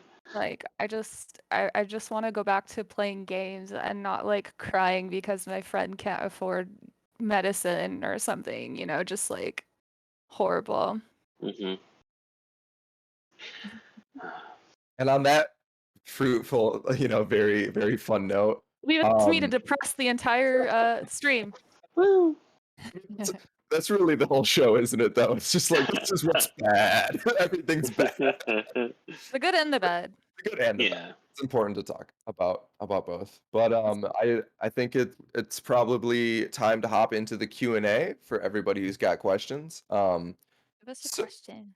so far we've got our one of the people who volunteers who works on the show, Mad Lad. He asked, I actually had a question based on the high turnout. Does it make sense to then intentionally get into coding and software dev career through the gaming industry and then transition into other fields? Is that a practical and workable plan? That's going to go I'll let straight to you, Mark. Yeah. Yeah. All right. I'm going to say that everyone's career path is very different. My career path was very different. I got into games very late in my career. Actually, I did simulation testing on like aeronautics hardware. Like that was like my first job out of college, and I always wanted to keep like that kind of thing going, like do more simulation work or do more like visual graphical work because I was like that can be my in. And so that was part of like how that shook out was that I ended up making like more testing stuff, more tool stuff, and then that's why I was hired. So everyone's career path can be like vastly different. I would say that if you want to be, and actually this is because I want to leave engineering. So this is the advice I would have given myself 5 years ago. If you want to be an engineer because you will be surrounded with people who love engineering. But if you don't, you will basically just like be churning yourself. You'll be like grinding on your own gears instead. And so I would say the unfortunate part is that, well, okay, caveat, like a footnote star here. That being said, if you can or want to do engineering temporarily, it is a very like pretty lucrative job field, and the farther you go, the more you can get paid. So if you want to do that, and then like maybe game design is a hobby that you do, or streaming is a hobby that you do, and it's not like a full-time thing, I fully endorse doing that, because I think that that's good for your own enrichment. But I would say don't expect to, like, for example, get a engineering gig and then 2 years later transition into like a game design gig, right? I think that that's incredibly difficult, and I think that right now what I'm running against is that my resume haunts anything that is not an engineering gig. So like my resume is basically like 9 years of engineering experience, and anytime I'm applying for a role that's not engineering, they're like, you're overqualified, or we don't think that you would be a good fit for this, or etc. So I would say take that into account as well, because your resume and your skill set will haunt you going into your career. I Yeah, like no, that answer. that's great advice. And if I could add my own personal anecdote onto that, it would be first it would be to echo exactly what you said at the beginning, which is just do what you love. Because if you don't love engineering, you're not going to be happy with your career. So there are so many avenues. Like 20, 30 years ago, engineering probably was the only way to get into games because every role on games was a programming art hybrid, programming something Mm-hmm. hybrid, programming production. It was so like in the infancy stages, you had to be a programmer to get in. But now there are just so many avenues where like if you want to design the mechanics for a game, then like yeah, there's programs at schools where you can do that, or you don't even have to go to school. You can just start modding a game that already exists, and the Put in a tools are out there. portfolio. Yeah, Yeah. exactly. Same with art, same with production, like project management, marketing. Like it's like the video game industry has matured to a point where you can do pretty much any traditional role within the video game industry. So if you want to do that, if you want to be customer service, but in the video game realm, then do that, pursue that goal. Don't restrict yourself. That's I me. will say, Everyone's like, "Are you going to use QA to go into design?" I'm like, "I like QA. I'm going to stay here." sorry. And then I'm like, "There's no career path." Oh, Yeah, actually, that was something that I'd heard a lot when I joined Blizzard, is that like customer service to QA to like game designer was like a viable and like almost celebrated path. I think one of the big examples that were held up was Ben Brode, creative director for Hearthstone, started out in, I think it was either QA or customer service, one of those, and then he was a creative director for a hot game for Blizzard, and they like to tote out that kind of thing a lot too. Don O'Neill also started in QA, Yeah. so a lot of people start there. We got another question. This one's from Valenci_freedom. Oh, hey, Val. I know Val. Base. The question is, since I love freedom, I'm wondering what y'all think about China's involvement in Blizzard. Like, how did the Free Hong Kong movements and stuff affect y'all in Blizzard? Love and peace. We talked about that a little bit, actually. I had just joined the company right before that happened. So it was a really weird time because obviously employees weren't in agreement with what happened, and leadership was kind of just quiet and didn't tell us anything. So I remember a lot of people, there's something called Hey Jay, where you could email Jay. And a lot of people were just emailing Jay saying like, hey, can you talk about this? What's going on? Like, why did this happen? What's going on? Type of thing. And protests where people walked out to the orc and covered up some of the lead responsibly and Every Voice Matters, and think globally, I believe, as well. So yeah, employees were very outspoken, and I think, the agitation and chain of events since then kind of led up to like more walkouts and more employees just feeling tired of being gaslit. And then the second point about the China's involvement, I mean, I don't know how much of a percentage, but Tencent does own part of Blizzard, I believe. I don't know how much. So I think it's hard to, when when you work with a lot of different companies, it's hard to kind of like be neutral to everyone, right? And I think Tencent owns Riot too. Yes. Yeah. The last reported known percent was roughly around 5% of Activision Blizzard. Oh, okay, so not too much. But I do remember, like, working on the BattleNet team, China started imposing more restrictions towards gamers, users, especially minors. So we would get like these requests that would come in, like, we have to make sure that the legal requirement for China comes in, and we would have like a week to work on it. So that is something that I dealt with a lot. But yeah, it's just part of, you know, what happens, I guess. I mean, I don't know. I'm not huge in like the business strategy part of it, but yeah, unfortunately, I mean, we can't please everyone, and I think it was really brave of a lot of employees to kind of say like, no, we're not going to stand for what happened, and continue to stand their ground and kind of tell Jay directly, hey, we should do better. And then it was reversed in a sense. Yeah. There's always a level, like a degree, where you'll have to tailor your product. Like International Relations 101, you'll always have to tailor your product for different markets. But there's a line you shouldn't cross. For example, Blizzard, their Chinese like game clients, there are certain things that are censored that would not be censored here in America. For example, World of That's true. Warcraft, all of the undead players, like they don't show any bones because They're not allowed to. they're not allowed to in China. Whereas in the US, obviously we don't really care about anything like that. But Same for God. No zombies. yep.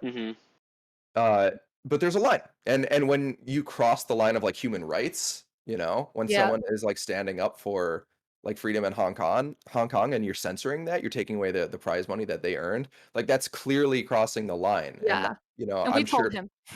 Oh yes, we did. Yeah. So yeah, I think it's just a matter of like companies need to start acting like ethically. Ethically. And that's why we're all here. We want Yeah. we want companies to act the ethical maximum. Would be great. Yeah, we have to hold them responsible. We've got what do we got here? We'll ignore that for now. Do we have any more questions? Is anybody curious about anything in game development?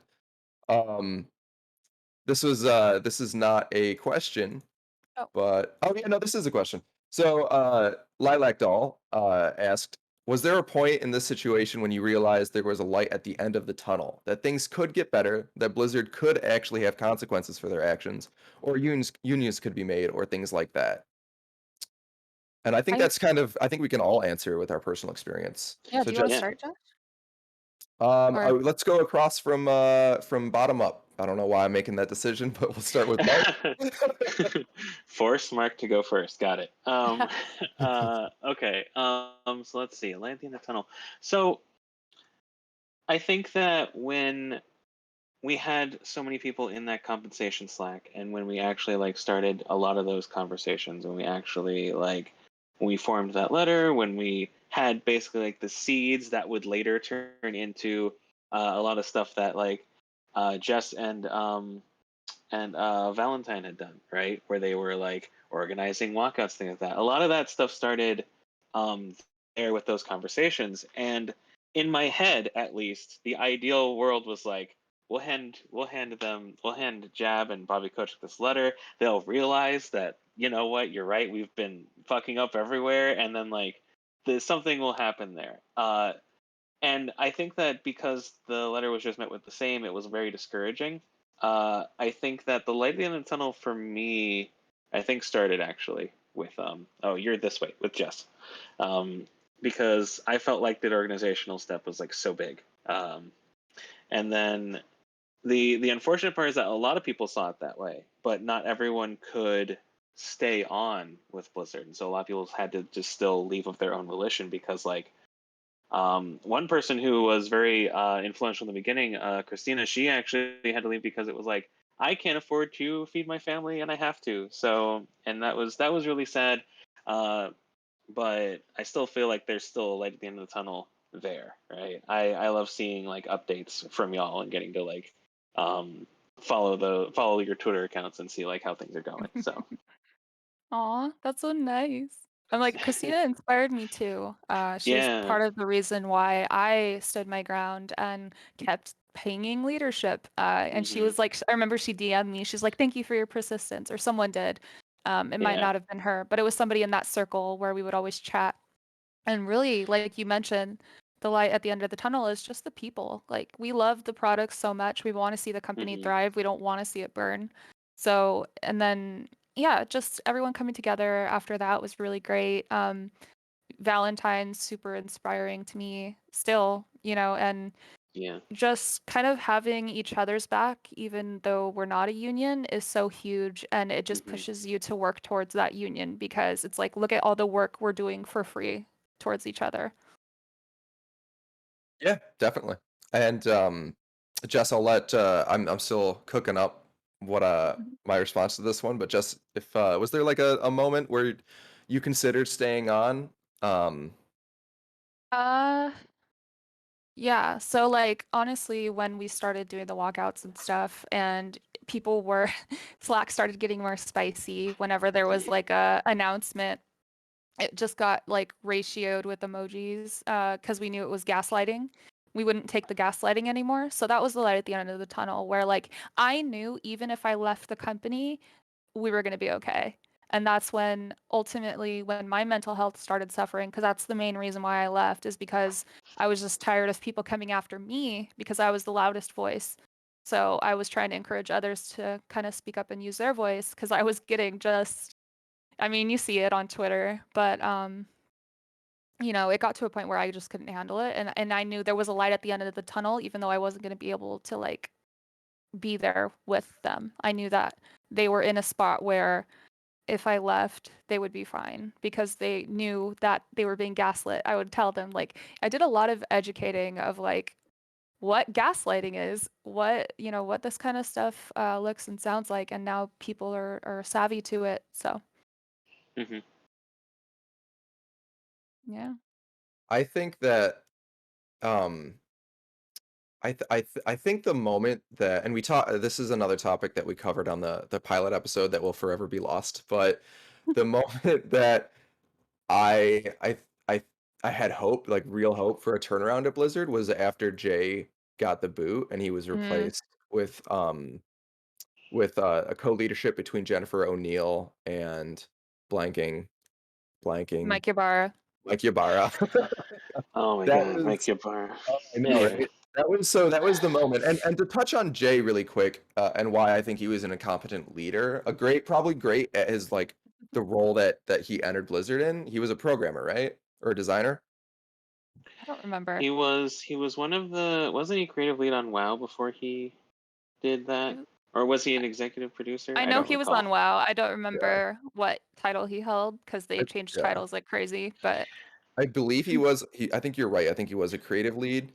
And I think that like just because you excel in a creative or technical position does not mean you're cut out to be a great leader for a company. So I don't envy the position Jay was put in, where he had to take over Mike Morheim's position, because he probably was just like next in line. Because he probably just wasn't cut out for it. Not everybody's like made to lead a company, like a Right. multi, like with hundreds of thousands, like not hundreds of thousands, hundreds and thousands of employees. So I don't envy Jay's position, but when he got the boot and Jennifer O'Neill stepped up, I had real hope that the company would turn around, because She's was awesome. she's a phenomenal leader. She was formerly the president of Vicarious Visions, where she just led that company through like some amazing times, like really the company's golden age. And when she was moving over to Blizzard, I was like, oh my God, we're getting like female leadership. She's gonna like turn the company around, and obviously that hope was quickly dashed after all of the stuff about her not being compensated as much as Mike Ybarra. And I'm sure there's a lot going on behind the scenes, where it seemed like she was kind of forced out of that role, but eventually she left it. She resigned. Yeah. That was like also a lot of the employees were like, wow, Jen's gonna co-lead. We are so excited for this. And like they couldn't have picked someone better.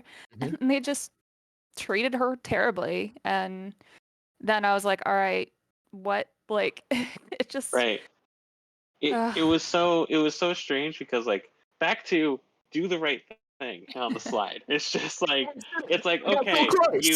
you had the right step. You said, okay, we're listening. You then did the second step, and still confidence coming to do the right thing. We have a new female lead. Everything's gonna be great. But then you didn't do the right thing, where you compensated them equally, thus reinforcing everything that what is it, DF or DEFH had said the DFEH. whole time. And then she leaves. Like, Yeah. how does that not make sense to you as a bad move, brand wise? Like, just brand wise, even. Yeah. Like, not even just being like humane and like a good company to be at, but just like, PR. right. I get it. Yeah, Insane. definitely.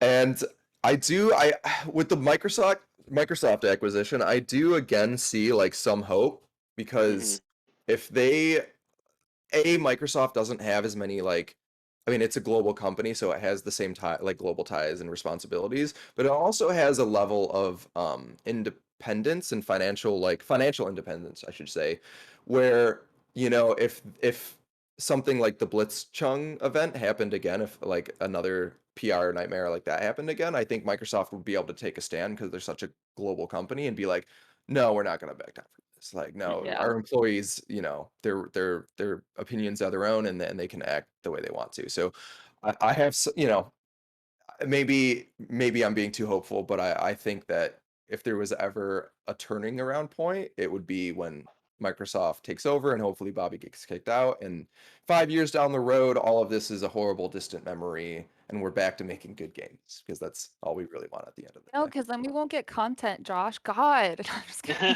Look, You gotta do it for the content. there will always be content, and if not Blizzard, someone else. That's I true. mean, Someone always true. fucks up. yeah, I'm looking at you, Riot and Ubisoft, looking directly at you. Oh, I'm coming for Ubisoft. Don't. Yeah. We got some more questions, so I'm gonna grab this next one. Joey the Saint says, if someone in, say, ActiBliz wants to unionize, how should they go about it? Do they have to make their own, or is there a bigger union already existing that they could join? So, that is organizing is a very hard, very taxing thing. If you want to organize, just talk to your fellow coworkers. Like, look up how to organize. CWA on their website has a free class that you can take, teaches you how to organize. And really, all it is building that network of your coworkers, finding out what don't they like about their job, and then you can talk about what you don't like. And even if they're not the same thing, both things can be achieved with the union, right? And yeah, so in ActiBliz, how do you go about it? Talk to your fellow coworkers. There's people organizing that are already, sorry, I saw another question. I'm really excited to answer it. It's about my shirt. So anyway, yeah, so just talk to your coworkers, take an organizing class, and know your rights. That's really important too, is like you're legally protected. You are allowed to Oh, I froze for a second. Okay, we good? You good? Okay, sorry, I froze for a sec. But yeah, just know your rights. You're legally protected if you want to organize. You're allowed to discuss unionizing, and don't let your employer bully you. Mm-hmm. Yeah, what's up with that shirt? I actually just found it. I moved recently, and I've had it for a long time, and it is an Ancient Mew shirt. I love it. Yeah. That's dope. It's out of the Pokemon series, right? Like the anime Yeah. series, I think. Wasn't Yeah. it? I think it was like the movie. I remember when I went to go see the movie, they were Yes. giving out like those cool Pokeballs with like Yeah.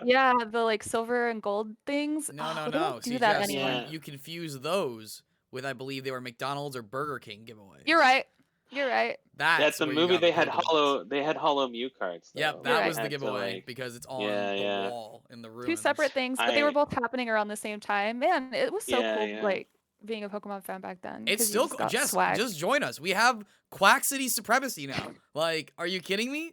It's still I cool. like the Quack City alligator supremacy. bird, or what is it? Hmm. The new fire Yeah, type, the grass alligator. cat. No, what? Oh, Not grass yeah, cat. But we're your fire divided. chonk, won't evolve into Rockadoodle-Doo, okay? Like Okay, but Fire Chunk is cute. All right. he is. They're all cute. They're all killer. This is a perfect lineup. I was gonna say perfection and cut it off. Sounded Get really off weird. my screen. A perfect Get off lineup. my screen, This Mike. is Get this off is my now screen. We're Get out gonna of here. now collectively Pokemon mute Scarlet Mike after Violet this. If we're not talking about Yu-Gi-Oh, we ain't talking about it.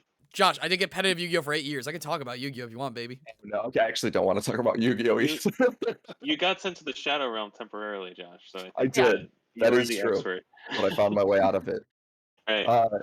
Yeah, I think we can start to wrap up. I think unless people, I'll give 5 more minutes for people to leave any more questions. But Mark, are there any resources you want to point to people towards? Are there any shout outs or call outs you'd like to do? Oh God, I didn't think that far ahead. No, That's it's, none of my it's all good. notes. It's all right. If you want to promote anything, um, go for it.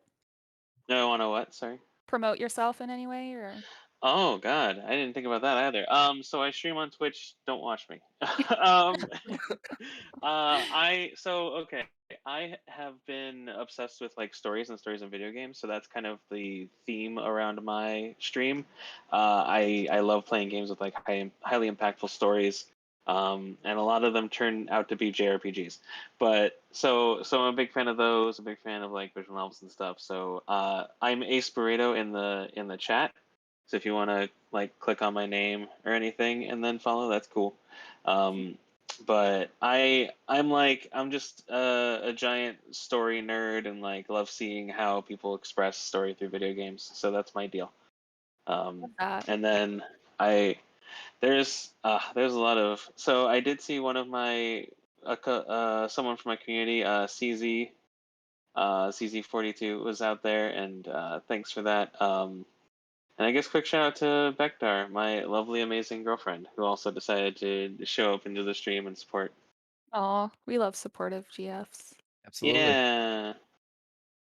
And I don't know if we touched on this, but I remember you saying you actually wanted to get out of programming. And Yeah, that's right. what are you trying to get into?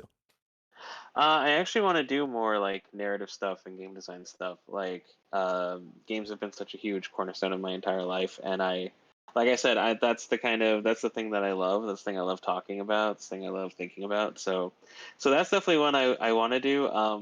I Like you had said, there was a time in the game industry where literally you had to have like blank programmer in your title. So I learned engineering first and thought, oh, I'll get into like gaming at some point and like be able to do cool stuff. But everything changed so much, and then like AAA studios now basically just like, you have your one role in this box and you don't Yeah. leave that box. Why would you try to leave the box? But yeah, so I'm actually thinking about like how to change that up career wise and all that jazz. So that's my current like thought process. Gotcha, that makes sense. So you're not out of the game industry for good. Like you want to re-enter it just under, a different role.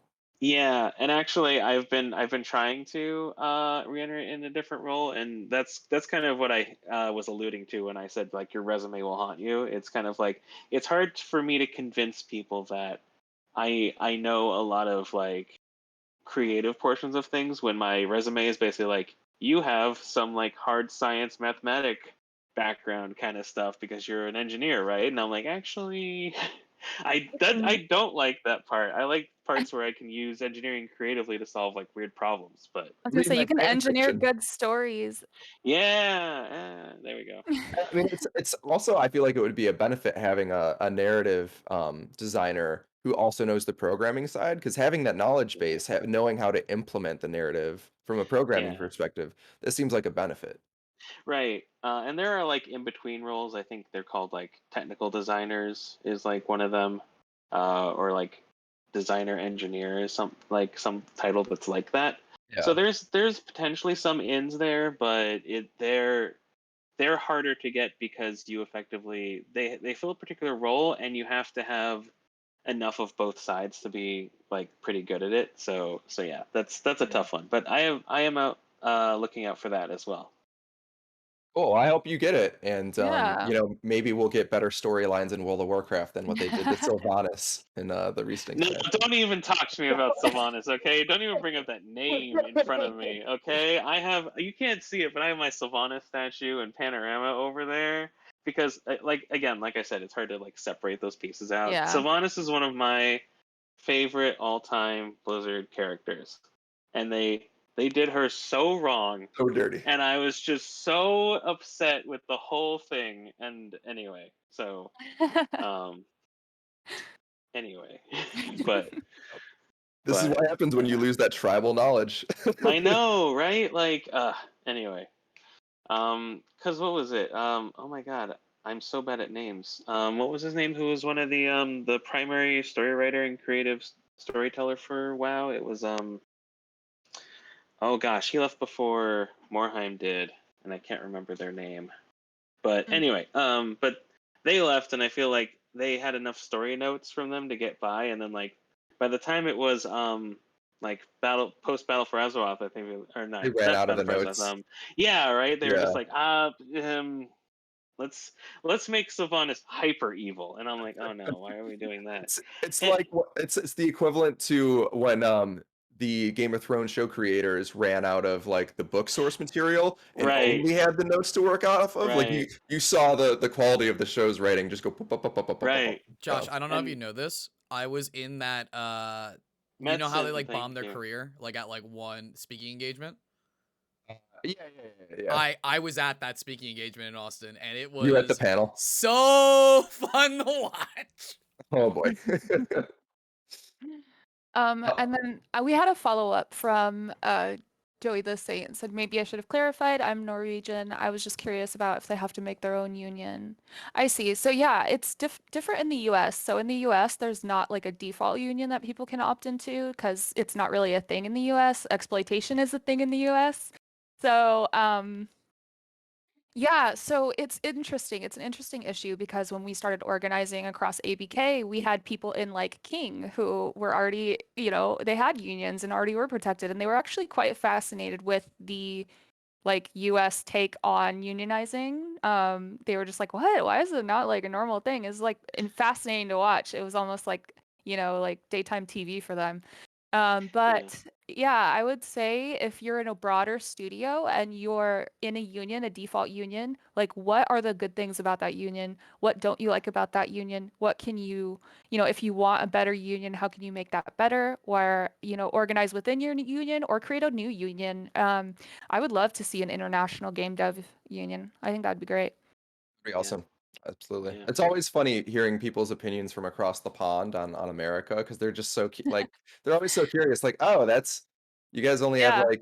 like those that many vacation days, or like Yeah. oh you don't have Oh union. yeah. Maternity leave. Oh, Yeah, no guaranteed. Yeah, no guaranteed maternal leave. No union by default. None of that. Just Yep. like And we think we have it so good bootstraps. here. Yeah, I yeah. know. Like it's like why do where's the disconnect here? Yeah, I don't know. Bootstrap mentality made sense when corporations took better care of their employees, like in the 50s, Yeah. and Yeah. then basically everything after Reagan, because we can blame Reagan for everything. Everything just fucking bombed into the ground, and everyone's still pretending like we're in the 50s and everything's totally fine. Capitalism still works, guys. Also, for any of our viewers who are interested in knowing how like unions work more in a nuanced way, in a couple weeks we will be having a SAG lawyer for the SAG union coming on board. We're still scheduling that, so definitely pay attention to our Discord and our Twitter. And if Yeah. you haven't already, go join our Discord and Twitter. I'll be dropping a link in chat right now. Oh. Yeah, thank you. I appreciate it, Mike. I think taking inspiration from the film industry as a model is a great way to start building the nitty gritty groundwork for like how unions in the video game industry would actually work. Because that's another Yeah. industry where like you can talk to from like people on the worker side and also on the production side, and I think they would both generally agree that unions are a good thing. Like the high-end production companies, they do not hire non-union talent, and when they do, that's often what leads to accidents like what you saw happen in the tragic shooting with Alec Baldwin. So Um, horrible. so it's the fact that it's so opposed by these by the video game industry and these corporations when there are pluses for both sides, like having a pool of qualified talent to always choose from. It's Yeah. The again, main thing, oh, yeah. yep. No, I was gonna say the main thing, like when people ask me about unions, do you like democracy? Yes, you like unions. Do you like being able to advocate for yourself and others? Yes, you like unions. Because if it's a corporation, they're just gonna tell you what you want or what you're getting. And if you don't want it, we hear you, but we don't care. So with the union, yeah, you're forced legally. And if you don't do it, then you go on strike, like Nabisco workers famously recently, and John Deere, and all of these other. You're seeing a lot of labor movements pulling up lately, and more Starbucks are unionizing across the US. And it's just workers are now realizing that they have been set up to fail for too long.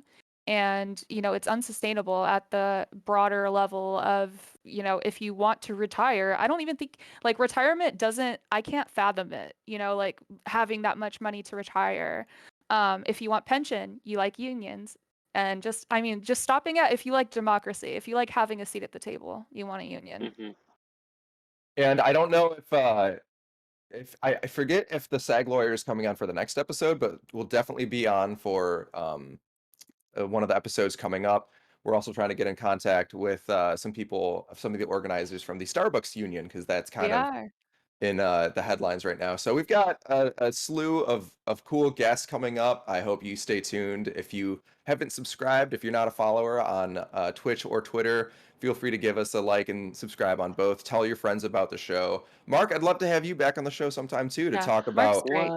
Yeah, no, it's been great talking with you. And at some point, I think it would be fun to do like a 101 on like, hey, I'm in high school or like in a different career and I want to eventually get into the video game industry. I Oh, think that'd it be would be cool. cool. Yeah, start doing those like little perspectives. I So, like that. but yeah, I'm gonna wrap up the show. Thank you all for watching, and we're gonna be rating the Kevin FM, who's doing a stream fundraising for union efforts and has really been pushing for our show. So we appreciate it, the Kevin FM. We're gonna hop into his stream. That's www.twitch.tv/thekevin FM. And thank you for these last few followers. We got Jessica. Please save me from this hell. Don't let We me read got these.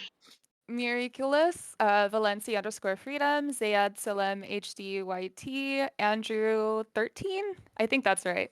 Thank you for following us, and stay tuned for everything. Follow our socials so you know next time we go live.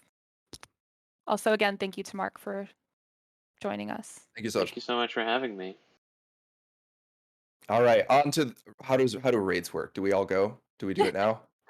We're gonna do it right Yeah. now. We're gonna do it right now.